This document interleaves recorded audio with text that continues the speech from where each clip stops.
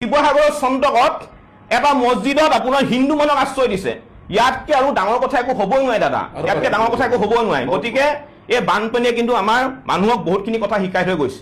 গতিকে আমি এটাই ভাবোঁ, বানপানী উদ্ধাৰ হোৱাৰ পিছতে আমি আমাৰ যিখন সমাজ, জাতি বৰ্ণ ধৰ্ম ভাষা নিৰ্বিশেষে বসবাস কৰা সমাজখনক আমি সদায় একতা দোলে আগবঢ়াই লৈ যাবলৈ আমি চেষ্টা কৰিম।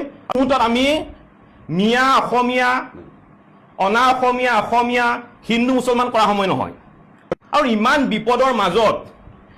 বিপদৰ মাজত থকা অৱস্থাত আজি জমিয়ত উলেমাই হিন্দে আমাক যে সহায় কৰিবলৈ আগবাঢ়ি আহিছে, আমাৰ জীৱনৰ কাৰণে এইটো এটা ডাঙৰ কথা। আমি জমিয়ত উলেমাই হিন্দক প্ৰতিজন বিষয় বিভাগ কৰ্মকৰ্তাক আমি আন্তৰিকতাৰে অন্তৰৰ পৰা আমি ধন্যবাদ জ্ঞাপন কৰিছোঁ, আৰু আনফৰ ফাউণ্ডেশ্যনক আমি আন্তৰিকতা অন্তৰৰ পৰা ধন্যবাদ জ্ঞাপন কৰিছোঁ। আৰু না, আমি কেতিয়াও ভবা নাছিলোঁ যে আমি ইমান এটা ডাঙৰ মহাপলয় আমি সন্মুখীন হ'বলগীয়া হ'ব। যেতিয়া আমি গাঁওবিলাকলৈ গৈছোঁ, সঁচা কথা ক'বলৈ গ'লে চকুত চকু পানী ওলাই যায়। কণ কণ ছাত্ৰ ছাত্ৰীসকলে এটা পানীৰ বটলৰ কাৰণে হাহাকাৰ কৰিবলগীয়া হৈছে। মই কালি আপোনাৰ যিসমূহ ঠাইত কালি মই ঘূৰিলোঁ, এনে কিছুমান ঠাইত পাইছোঁগৈ, মই সৰু সৰু ছোৱালীয়ে মোৰ ওচৰলৈ আহি সুধিছে যে দাদা বিস্কুট পেকেট এটা খাবলৈ দিব নেকি? তাতকৈ আৰু আমাৰ জীৱনৰ কাৰণে একো ডাঙৰ কথা হ'বই নোৱাৰে। আৰু ইমান বিপদৰ মাজত থকা অৱস্থাত আজি জমিয়ত উলেমাই হিন্দে আমাক যে সহায় কৰিবলৈ আগবাঢ়ি আহিছে, আমাৰ জীৱনৰ কাৰণে এইটো এটা ডাঙৰ কথা।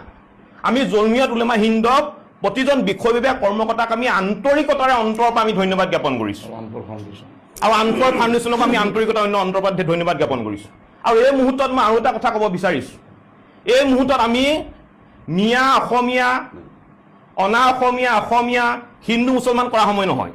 মই সামাজিক মাধ্যমত দেখা পাইছোঁ যে দুই এটা মই সংবাদ মাধ্যমত দেখা পাইছোঁ যে মিয়া খেদা নেতা চিটু বৰা ক'ত গ'ল, এইবিলাক মন্তব্য দিবলৈ আৰম্ভ কৰিছোঁ। আমি গৰিহণা দিছোঁ, কাৰণ এই মুহূৰ্তত মিয়া অনা অসমীয়া বা হিন্দু মুছলমান কৰা সময় নহয়। এই মুহূৰ্তত আমি জাতি বৰ্ণ ধৰ্ম ভাষা নিৰ্বিশেষে সকলো মানুহ, এই বিশ্বত জীয়াই থকা বা এই অসমত জীয়াই থকা বা এই অসমত বসবাস কৰা সকলো মানুহে ইজনে সিজনৰ হাতত হাত ধৰি আমি আগবঢ়াৰ সময়।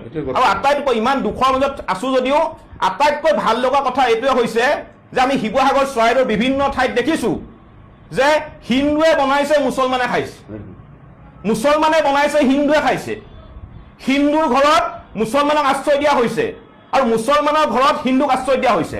আৰু শিৱসাগৰৰ চন্তকত এটা মছজিদত আপোনাৰ হিন্দু মানুহক আশ্ৰয় দিছে।